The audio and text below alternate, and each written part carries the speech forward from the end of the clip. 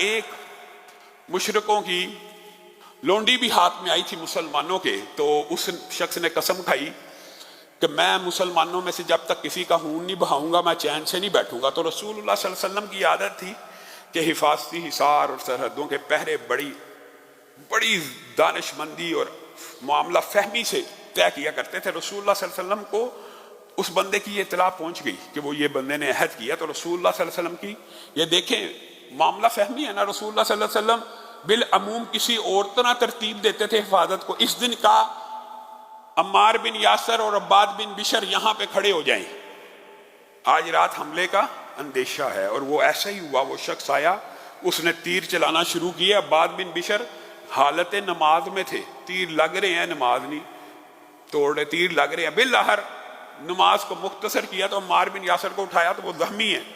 تو عمار نے کہا یہ کیا آپ نے کیا؟ کہا ایک سورت شروع کی ہوئی تھی اور دل میں یہ خیال تھا جب تک وہ سورت ختم نہیں ہوگی نماز سے سلام نہیں پھیروں گا۔ دشمن حملہ کر رہا اور وہ نماز مکمل کرنے کی فکر میں ہے۔ خیر انہوں نے نماز کو مختصر کیا، سلام پھیرا، اس کو قابو کر لیا۔ اب یہاں پہ دیکھیں گے صحابہ کرام کا عبادات کے ساتھ کتنا گہرا تعلق ہے، عبادات کے ساتھ کتنا گہرا تعلق ہے۔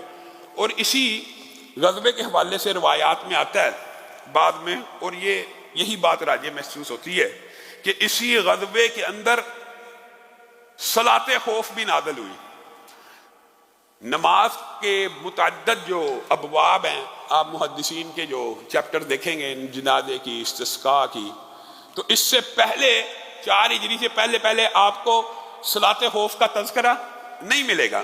تو یہ ثابت ہوتا ہے کہ اسی غزوے میں نازل ہوئی تھی، اور یہی رسول اللہ صلی اللہ علیہ وسلم نے جب ان کو تتر بتر کر دیا تو یہ دیکھا کہ شاید وہ ہمارے اوپر حملہ آور ہوں، تو رسول اللہ صلی اللہ علیہ وسلم نے نماز پڑھائی۔ قرآن پاک میں اس کی پوری کی پوری تفصیل نازل ہوگی کہ اگر تمہیں دشمنوں سے خطرہ ہو جان کا تو تم نے ایسے ایسے نماز پڑھنی ہے۔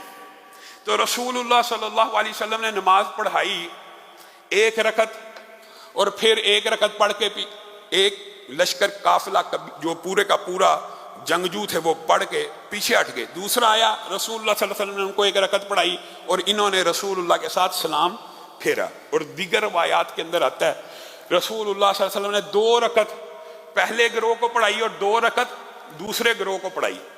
تو یہاں پہ ایک بات یاد رکھیے کہ صلاۃ خوف کے بنیادی طور پہ یہ نہیں ہے کہ یہ ایک ہی نماز کے بارے میں اختلاف ہے، نہیں، صلاۃ خوف کے 2 طریقے ہیں، اس طرح بھی جائز ہے اور اس طرح بھی جائز ہے۔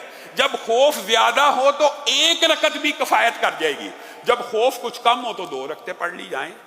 اب آپ یہاں سے ایک بات کا اندازہ کیجئے کہ صلاۃ خوف کیسے پڑھنی ہے؟ تنہا پڑھنی ہے کہ امام کی امامت میں؟ امام کی امامت میں۔ کس حالت میں؟ حالت جنگ میں۔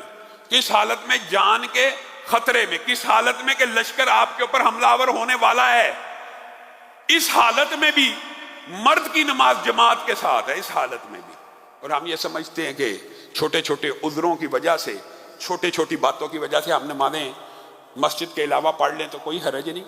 صلاۃ خوف اس بات کی بہت بڑی دلیل ہے کہ مردوں کی نماز ہوتی اصلاً باجماعت ہے۔